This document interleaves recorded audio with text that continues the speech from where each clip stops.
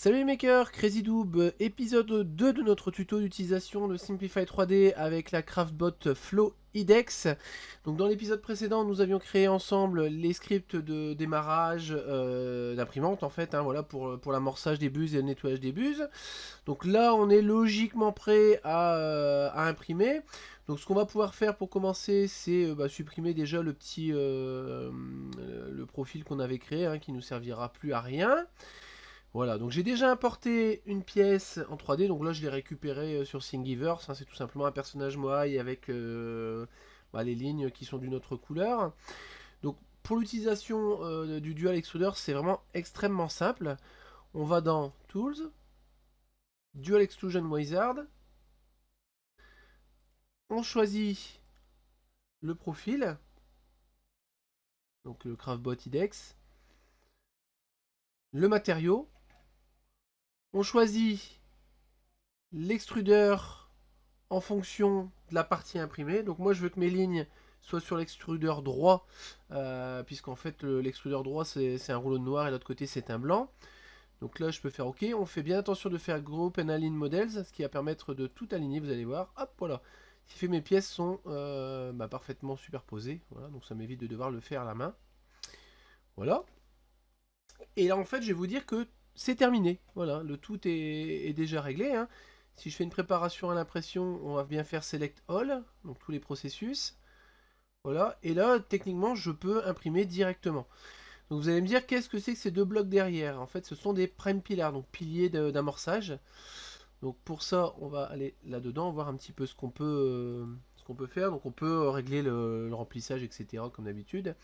On va aller dans Additions, et on va voir ici le prime pillar. Donc on va pouvoir choisir l'emplacement, la vitesse. Donc moi le prime pillar c'est vraiment un truc pour amorcer, donc la qualité je m'en fiche, donc je mets une vitesse assez élevée parce que sinon ça peut prendre un petit peu de temps. On va voir la dimension du pilier, donc 13 mm en l'occurrence. On le définit pour tous les extrudeurs et son positionnement, tout simplement. Voilà, donc là je peux faire un prépare to print. Voilà. Hop. Voilà, donc là il m'annonce 6 heures, ça prend un peu de temps, c'est normal, c'est de la double couleur je vais dire. Après on peut gagner du temps sur les vitesses etc comme d'habitude, c'est pas optimisé. Là, par exemple si je monte un petit peu en vitesse ici, je vais arriver à 4000, je vais mettre à 80% et à 90 ici. Ce sera des vitesses plutôt un peu plus similaires à celles que j'utilise d'habitude. On va faire un prépare, hop, ok. Voilà, donc là on va gagner un petit peu de temps. Ça reste coûteux en temps et en matière, puisque voilà, on va vraiment être sur un bloc plein. On peut regarder un petit peu. Voilà, autant notre personnage va être en creux que le prime pillar, lui par contre, va être en dur. Donc on va pouvoir lancer la sauvegarde. Donc je l'ai mis sur la clé Sidewinder, mais ça va partir sur la machine. Donc on va appeler ça moai.gcode. Voilà. Et on va pouvoir du coup lancer l'impression. Notre impression est terminée, donc on voit les deux prime pillars à l'arrière ainsi que le personnage Moai. Donc j'ai un petit peu de stringing, donc des petits filaments. Bon, ça c'est pas très grave en soi, je ferai un réglage de rétractation un petit peu différent. Là, de toute façon, c'est des petits affinements, affinements comme le fromage, des affinages, des petits réglages fins qui permettent d'améliorer ça. J'ai quelques petits manques par-ci par-là de filaments noirs. Ouais, donc ils sont pareils liés à peut-être une rétractation mal réglée. Bon, en tout cas, le résultat global pour un premier test d'impression bicolore via Simplify 3D est très correct. Et voilà le résultat, donc la petite figurine qui est plutôt pas mal. Donc j'ai quelques petites imperfections, ça demande à quelques réglages au niveau du profil. Bon, de toute façon, chaque pièce, on sait très bien que on a des réglages un petit peu différents. En tout cas, la double extrusion fonctionne parfaitement. J'ai pas eu d'erreur sur la route.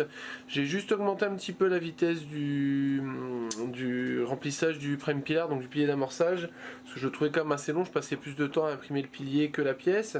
Mais voilà, on a un résultat qui est quand même vachement correct pour une première impression bicolore sous Simplify 3D, donc sur la CraftBot Flow IDEX. Voilà qui conclut cette série de 2 épisodes sur la création d'un profil Simplify 3D donc pour la Craftbot Flow IDEX. Donc vous voyez, hein, si vous ne trouvez pas dans l'assistant profil le profil adapté, vous pouvez toujours en déduire un à partir d'une autre machine, en tout cas proche.